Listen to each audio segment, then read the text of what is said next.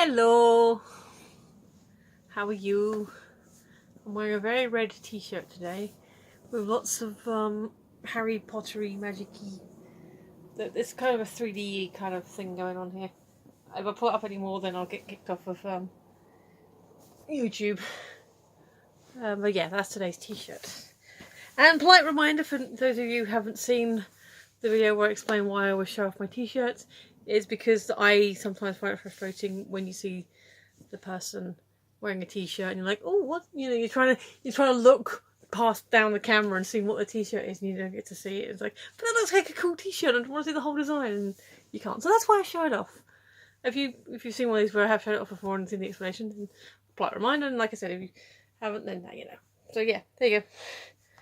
It looks very red on the thing as well. It's quite vivid. So yes, hello. Sorry, I'm one of those today. Sorry.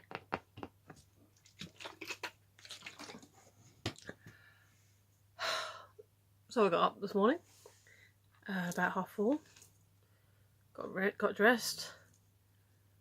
Went to work for 6 o'clock. My colleague was like, "What are you doing here?" I said, "Oh, well, I heard the DPAC wasn't here," and so I was explaining everything to her and said, "Oh, fair enough." And then eventually the other person turned up, like about 10-15 minutes late, you know, whatever.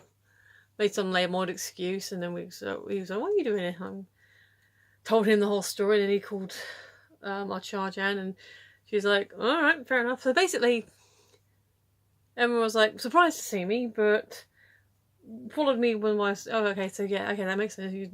Yeah, fine, you went through this logic and we can sort it out later. So I said, well, you're here now, might as well do it, you know, might as well get on with it. Yep, fair enough, carried on, trundle.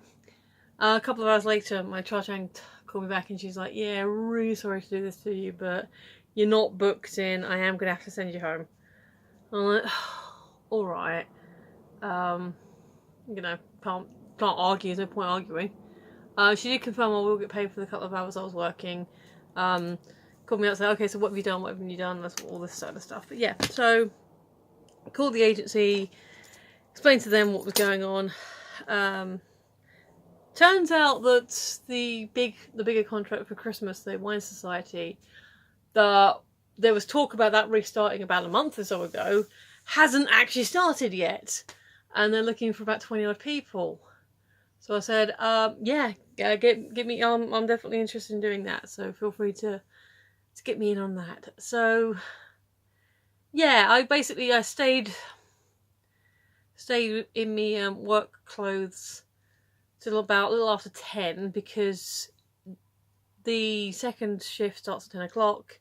So give it a few minutes afterwards, see if everyone's going to turn up. So if anyone hadn't turned up, then obviously might have gotten the call, say, oh, this person hasn't turned up, would you mind, you know, going back to work? And I would have done it. So yeah, basically I only had 2 hours work today, which I'm not happy about, and I don't actually have work guaranteed for tomorrow, which I'm also not happy about. But on the plus side, it does mean I can spend more time, because we do still need to get the garage sorted, we do need still to just do other things. So I was productive. I was tired. I'm still tired, but I did laundry. I've started sorting out the corner over there. And himself's happy with it. So, oh yeah, it looks better already. Got about 2 big bags of like this size of recycling. 2 of those. So yeah, wasn't entirely unproductive. It was just a bit annoying not having done the work that I wanted to work. Was there ready, willing and able to do.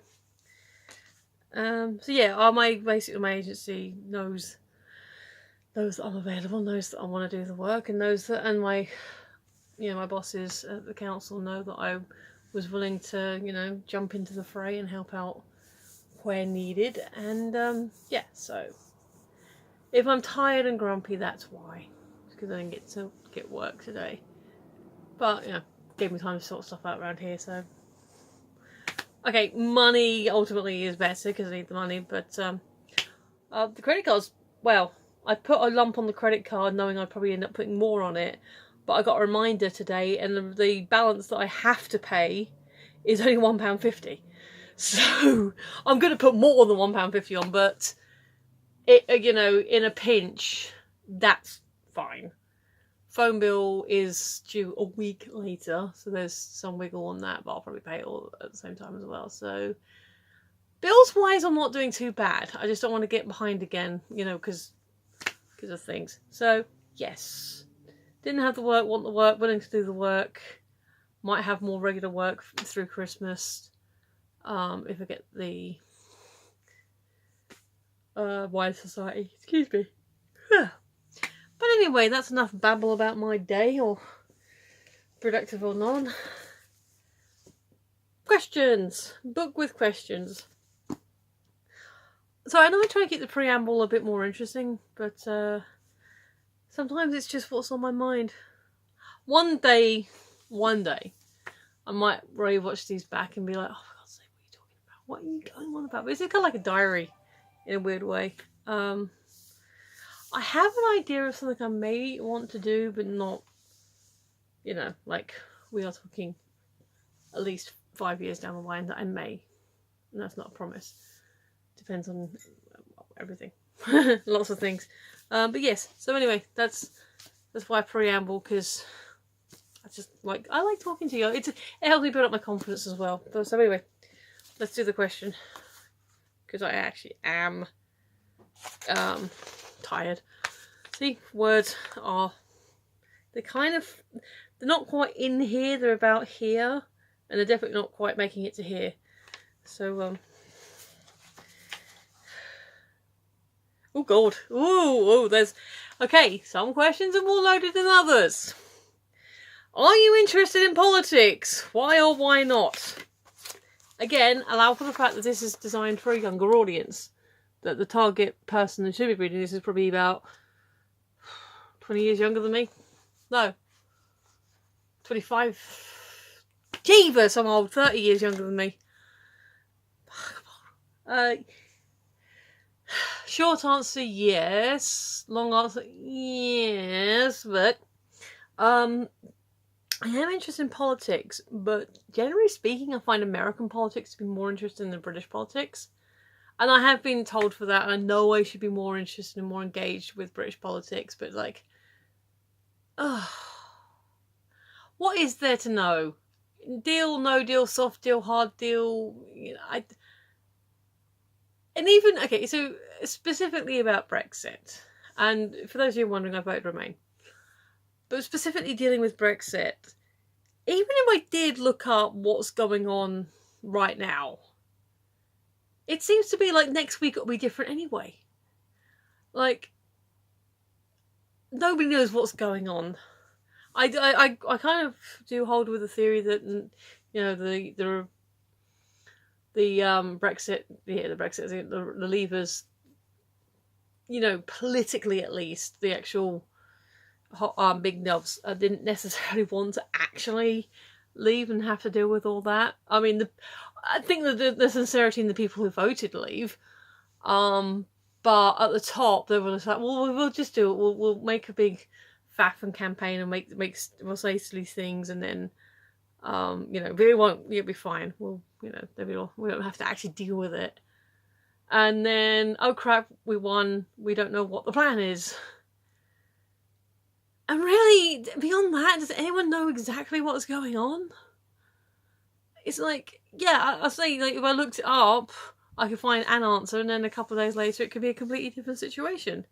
Maybe it's not. Maybe it's more stable than I realised. But at least with American politics, it's usually a little bit more interesting. A little bit more of everything going on.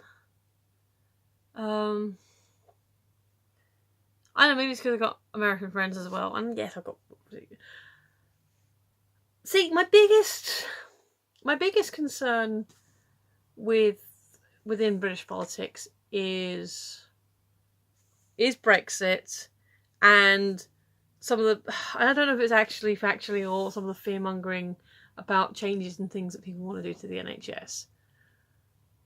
I don't know if they are going to... I got an email from a campaign, but like, you know, sometimes you sign these petitions because I believe in this thing. Oh yes, I'll sign this petition, and then now that's it. You're on their mailing list. And I got one today about some kind of transatlantic health deal thing that, you know, ooh, we could end up getting America's health system. I'm like, no, just it won't happen. The NHS has its problems, and some of it is financial because they're not getting enough money. So I know that much. But it won't bloody change that. I mean, stuff about immigration and you know, religious political stuff in the UK. We're fairly a-religious as a country, and we try not to let it interfere with stuff. So yeah, America is more interesting in that sense because it's a lot more diverse, a lot more colourful, it's a lot more passionate, I think. But also there are things that happen in America that can affect us. I mean, right now, you know, we're sort of okay-ish, and we definitely got our own problems, but I don't think for 1 minute that the trade war won't affect us. I can't imagine for 1 minute that if I don't want to say his name, if Senor Fart were to start a serious conflict, and we're not just talking about arguments or spats or anything, an actual serious conflict that is going to have, I was about to say fallout. But that's the worst case scenario. But, you know, if you were to start a war on a large theatre, then yeah, that does affect me. That does affect everyone. It's gonna have a knock-on effect on everybody. So yeah, you got to keep an eye on that kind of stuff. So yeah, going back to the short answer, yeah, I do follow politics. I try not to bring up at work or again, even on here, even though this is my own vlog, because unless I've got a particular thing that I've heard about, read about, that I want to actually talk about, which I think so. I think so far it's only happened once. Again, talking about healthcare. A little bit about guns, a little bit about healthcare. I'm yes, but probably not enough to make serious comment. That's what I'm saying.